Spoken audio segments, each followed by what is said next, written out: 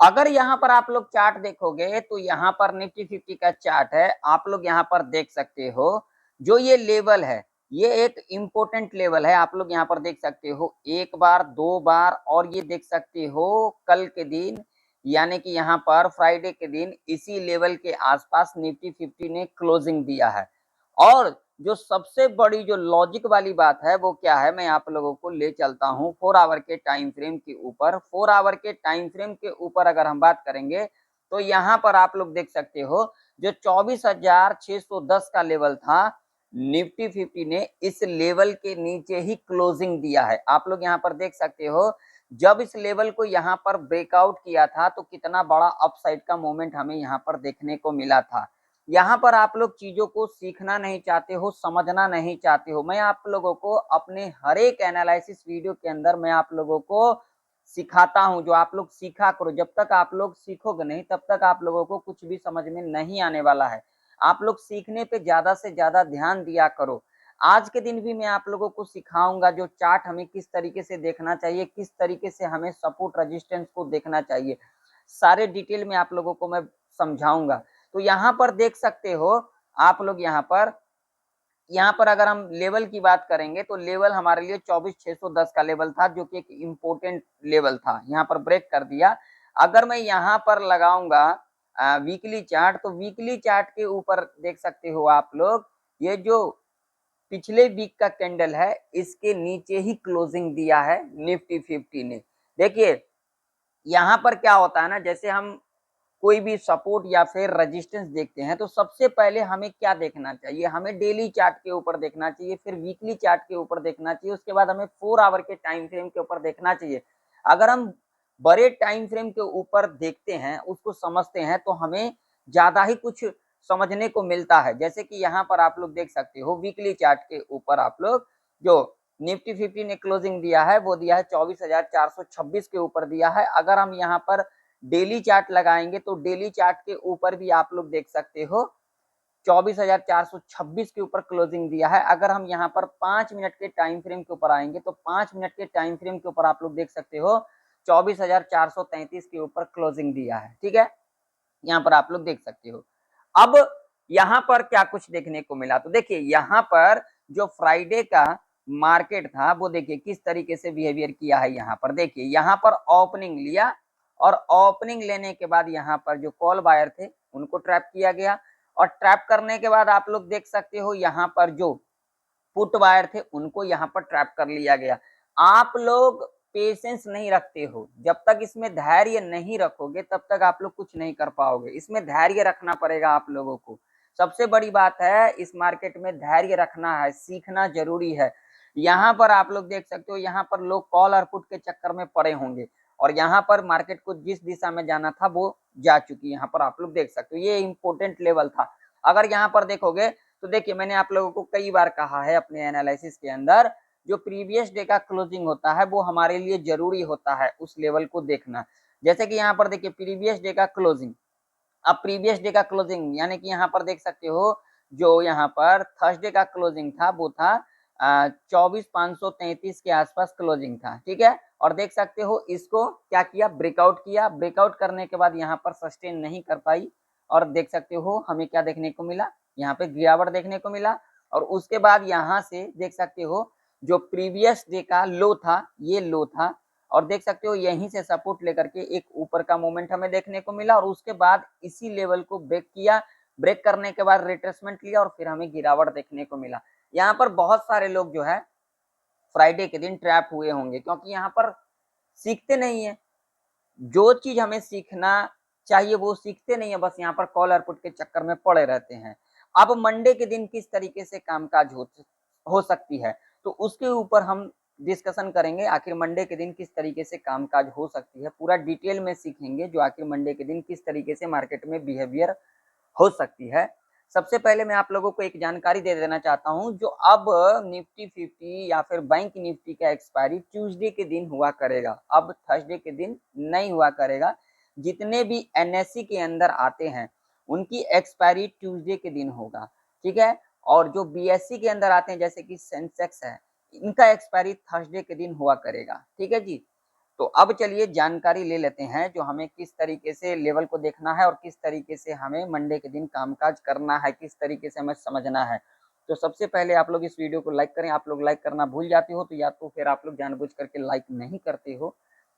देखिए लाइक करने से ना तो आप लोगों के जेब से कुछ जाता है, ना तो मेरे जेब में कुछ आता है। बस सिर्फ लाइक करने से हमें मोटिवेशन मिलता है। तो आप लोग लाइक करें और हाइप करना बिल्कुल भी ना भूलें। हाइप भी ज़्यादा से ज़्यादा करें, लाइक भी ज़्यादा से ज़्यादा करें।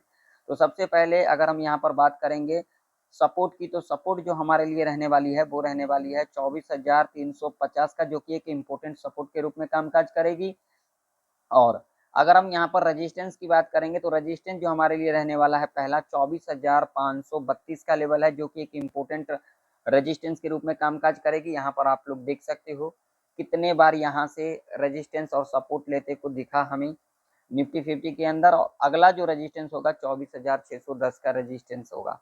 ठीक है, अब यहाँ पर हमें किस तरीके से प्लान करना चाहिए, तो देखिए अगर निफ्टी, देखिए मेरा जो व्यू है, मेरा जो प्रेडिक्शन है, मेरा जो एक्सपीरियंस है वो ये कह रही है जो मंडे के दिन एक गैप अप खुल सकती है। क्या खुल सकती है? गैप अप खुल सकती है। और अगर यहाँ पर मोमेंटम की बात करेंगे तो एक हमें अप साइड का मोमेंट देखने को मिल सकता है, यानी कि जो मेरा व्यू रहेगा ऊपर साइड का रहेगा। अब आप लोगों का क्या व्यू रहेगा आप लोग कमेंट सेक्शन में कमेंट कर करके जरूर से जरूर बताना जो आप लोगों का व्यू क्या रह सकता है। मेरा व्यू क्या रह सकता है, गैप अप खुलने के बाद एक ऊपर का मूवमेंट हमें देखने को मिल सकता है, क्योंकि इसके पीछे लॉजिक क्या है यहाँ पर देख सकते हो। टोटली किसका एसएल है? सेलर का एसएल है। और मार्केट किस बेस पे चलती है? एसएल हंटिंग पर चलती है। आप लोगों को यही चीज समझ में नहीं आते चाहे जितना मर्जी सिखा लो, ठीक है। यहाँ पर देखिए यहाँ पर किसका एसएल है, तो टोटली सेलर का एसएल है, तो यहाँ पर हंट करने तो जरूर आएगी, ठीक है ना। अब मैं आप लोगों को स्ट्रेटजी के बारे में बताऊंगा, जो आखिर हमें स्ट्रेटजी जो है वो कौन सा स्ट्रेटजी सही रहता है हमें मार्केट ओपनिंग लेने के बाद, और क्या देखना हमें जरूरी होता है। तो सबसे पहले उसे हम देख लेते हैं। तो हमें यहाँ पर कुछ भी नहीं करना है, 15 मिनट का टाइम फ्रेम को लगा करके रखना है। 15 मिनट के टाइम फ्रेम के ऊपर जो पहला 15 मिनट का कैंडल बनती है ना, वो अगर ग्रीन बनेगी तो हम इसके हाई को मार्क करके चलेंगे, ठीक है जी। और उसके बाद अगर 5 मिनट के टाइम फ्रेम के ऊपर इसके हाई के ऊपर कैंडल क्लोज कर देगी तो हम यहाँ पर क्या करके चलेंगे, रिट्रेसमेंट का वेट करके चलेंगे। जब रिट्रेसमेंट करने आती है, जैसे कि यहाँ से दोबारा मान लीजिए यहाँ पर हमने 15 मिनट का जो पहला कैंडल है इसके हाई को मार्क कर लिया और 5 मिनट के टाइम फ्रेम के ऊपर इसके हाई के ऊपर कैंडल क्लोज कर दी, ठीक है। तो ये जितना भी हाई बनाएगा इसको मार्क कर लेंगे और उसके बाद ऐसे डिप लेती है और यहाँ से सपोर्ट लेकर के ऊपर जाती है, तब हमारे लिए ये सही रह सकता है, ठीक है। अब मान लीजिए पहला 15 मिनट का कैंडल अगर यहाँ पर रेड कैंडल बन जाती है तो हम इसके लो को मार्क करके चलेंगे और उसका 5 मिनट के टाइम फ्रेम के ऊपर इसके लो के नीचे कैंडल क्रॉस कर देगी तो हम यहाँ पर वेट करेंगे क्या चीज का, रिट्रेसमेंट का। इस तरीके से अगर हम कामकाज करते हैं तो यहाँ पर थोड़ा सा सही रहता है, ठीक है। मैं देखिए मैं किसी को कॉल पुट के लिए रिकमेंड नहीं कर रहा हूँ, इस बात का ध्यान में रखना। आप लोग अपने हिसाब से कामकाज करना, मेरा काम है आप लोगों को सिखाना, तो आप लोग सीखने पे ज्यादा से ज्यादा ध्यान दिया करो। यहाँ पर देख सकते हो ये पहला 15 मिनट का कैंडल था, पहला 15 मिनट का कैंडल हमने इसके हाई को मार्क कर लिया और 5 मिनट के टाइम फ्रेम के ऊपर देखिए यहाँ पर मैं आप लोगों को दिखा देता हूँ ताकि आप लोगों को समझ में आएगा। देखिए यहाँ पर आप लोगों को दिखेगा, देखिए यहाँ से रिट्रेसमेंट लिया, रिट्रेसमेंट लेने के बाद ऊपर का मूवमेंट हमें देखने को मिला। अगर हम यहाँ से लेकर के यहाँ तक की अगर बात करेंगे तो यहाँ से लेकर के यहाँ तक की तो आराम से इजीली यहाँ पर 50 पॉइंट हमें देखने को मिलता, ठीक है। अब चलिए बात कर लेते हैं लेवल कौन कौन सी इंपॉर्टेंट रह सकती है। तो देखिए अब लेवल तो हमारे लिए है 24,532, अगला 24,610, ठीक है जी। नीचे की तरफ 24,354 का लेवल यानी कि 350 का लेवल। तो देखिए मेरा प्रेडिक्शन क्या कह रही है, मेरा एक्सपीरियंस क्या कह रहा है। अगर गैप अप खुलेगी तो हमें यहाँ पर कुछ भी नहीं करना है, पहला 15 मिनट का जो कैंडल बनेगी इसके हाई को मार्क करके चलेंगे और उसके बाद हमें क्या करना चाहिए यहाँ पर, तो हमें यहाँ पर वेट करना है। जब यहाँ से रिट्रेसमेंट लेगी अगेन ऊपर क्लोजिंग करेगी तब हम यहाँ पर सी साइड की तरफ जा सकते हैं। पहला जो लेवल हमारा यहाँ पर रह सकता है 24,610 का, ठीक है, ये वाला लेवल रह सकता है और यहाँ से हमें एक क्या देखने को मिल सकता है, प्रॉफिट बुकिंग देखने को मिल सकता है, ठीक है। अब मान लीजिए यहाँ पर, मान लीजिए यहाँ पर खुल जाती है, फ्लैट खुल जाती है, यहाँ पर फ्लैट खुल जाती है तो हमें क्या करना चाहिए। तो देखिए अगर यहाँ पर फ्लैट खुलने के बाद पहला 15 मिनट का कैंडल अगर ग्रीन कैंडल बनती है तो हाई को मार्क करके चलेंगे, और उसके बाद हमें रिट्रेसमेंट का वेट करना है। रिट्रेसमेंट करने आएगी, ऊपर क्लोजिंग करेगी, तब हम यहाँ पर सी साइड की तरफ जा सकते हैं। अगर यहाँ पर पहला 15 मिनट का कैंडल रेड कैंडल बनती है तो हम इसका रिट्रेसमेंट का वेट करेंगे। रिट्रेसमेंट करने आएगी, इस तरीके से नीचे की तरफ क्लोजिंग करेगी, तब हम यहाँ पर पी साइड की तरफ जा सकते हैं।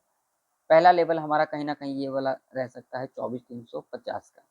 अब मान लीजिए कि अगर गैप डाउन ही खुल जाती है तो हम यहाँ पर क्या करके चलेंगे। अगर यहाँ पर गैप डाउन खुल जाती है तो भी हमें यहाँ पर पहला 15 मिनट का कैंडल देखना है। पहला 15 मिनट का कैंडल अगर ग्रीन बनती है, हाई मार्क कर लेंगे। उसके बाद हम यहाँ पर रिट्रेसमेंट का वेट करेंगे। रिट्रेसमेंट करने आएगी, ऊपर की तरफ क्लोजिंग कर देती है, तब हम यहाँ पर सी साइड की तरफ जा सकते हैं। अगर यहाँ पर गैप डाउन खुलने पर पहला 15 मिनट का कैंडल रेड कैंडल बन जाती है तो लो मार्क करके चलेंगे। जब रिट्रेसमेंट करने आएगी, नीचे की तरफ क्लोजिंग करेगी, तब हम यहाँ पर पी साइड की तरफ जा सकते हैं। देखिए इस मार्केट में आप लोगों को धैर्य रखना पड़ेगा। जब तक इस मार्केट में धैर्य नहीं रखेंगे तब तक आप लोग कुछ नहीं कर पाओगे। सीखने पे ज़्यादा से ज़्यादा ध्यान दिया करो। आप लोग जितना सीखोगे उतना ही इस मार्केट के लिए कम है, तो आप लोग सीखने पे ज़्यादा से ज़्यादा ध्यान दिया करो। तो चलो बैंक निफ्टी का चार्ट देख लेते हैं। तो बैंक निफ्टी का भी चार्ट आप लोगों के सामने है। बैंक निफ्टी के अंदर अगर हम बात करेंगे रजिस्टेंस की, तो रजिस्टेंस जो हमारे लिए रहने वाली है पहला वो रहने वाली है 53,838 का। और सपोर्ट की अगर हम बात करेंगे तो सपोर्ट जो हमारे लिए रहने वाला है 53,562 का लेवल है, जो कि एक इम्पोर्टेंट सपोर्ट के रूप में कामकाज करेगी। बैंक निफ्टी अगर गैप अप खुल जाती है तो पहला 5 मिनट का जो कैंडल बनेगा इसके हाई को मार्क कर लेंगे। हाई के ऊपर कैंडल क्लोज कर देगी, तब हम यहाँ पर सी साइड की तरफ जा सकते हैं। अगर यहाँ पर फ्लैट खुल जाती है, पहला 5 मिनट का कैंडल अगर ग्रीन बनेगी, हाई मार्क करेंगे, हाई के ऊपर कैंडल क्लोज कर देगी, सी साइड की तरफ जा सकते हैं। फ्लैट खुलने के बाद पहला 5 मिनट का कैंडल रेड बनेगी, लो को मार्क करके चलेंगे, लो के नीचे कैंडल क्लोज कर देगी, यहाँ पर पी साइड की तरफ जा सकते हैं। अगर गैप डाउन खुल जाती है तो पहला 5 मिनट का कैंडल अगर ग्रीन बनती है तो हाई को मार्क करके चलेंगे, हाई के ऊपर कैंडल क्लोज कर देगी, तब हम यहाँ पर सी साइड की तरफ जा सकते हैं। अगर रेड बनती है तो लो को मार्क करके चलेंगे, लो के नीचे कैंडल क्लोज कर देती है, तब हम यहाँ पर पी साइड की तरफ जा सकते हैं। तो आशा करता हूँ आप लोगों को निफ्टी बैंक निफ्टी की प्रेडिक्शन परफेक्ट तरीके से समझ में आ चुकी है। अगर आप लोगों को वीडियो इन्फॉर्मेटिव लगता है तो एक लाइक कर देना, हाइप करना बिल्कुल भी ना भूलिए, और दोस्तों वीडियो को ज़्यादा से ज़्यादा शेयर करें। मिलते हैं किसी नई वीडियो के अंदर, तब तक के लिए जय हिंद, वंदे मातरम।